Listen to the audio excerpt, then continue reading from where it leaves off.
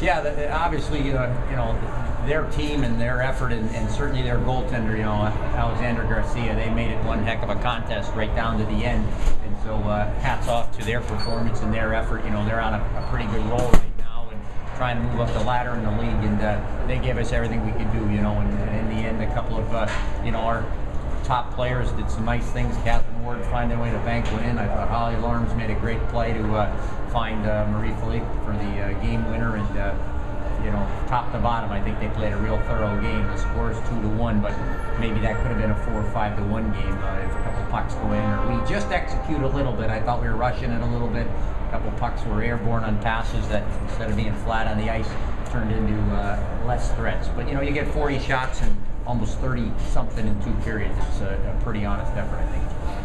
You guys played a really strong first period and came out of it still in a 0-0 tie. What was that mood like in the locker room after the first period? As far as I'm concerned, the mood was pretty positive. I think they knew they were playing well. I knew the energy was in the building tonight. The whole breast cancer awareness, the people selling stuff up front. This week, they were out raising money. I think they probably sold 1,000 pink pucks, and they're all over the wall tonight. So all the energy was in the building, and again, UConn was able to stifle that by keeping the puck out of the net. And some of that's a good balance. Some of that's great goaltending. Some of that's their team defense. But they came back out, I thought, in the second period and played just as well. And probably UConn played their best period in the third, and maybe limited our chances. But fortunately, 2 of them, got over the goal line and helped us get a win. So you guys haven't had to play from behind too much in the last couple of months, really. How do you think the team responded to UConn getting that 1 goal? I mean, I thought pretty well.